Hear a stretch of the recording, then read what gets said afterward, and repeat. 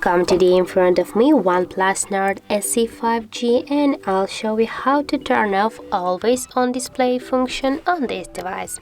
So first you should unblock your device and go to the settings application. Right there you'll see the display section. Tap there and scroll down to the ambient display section, and here you'll see the always on ambient display.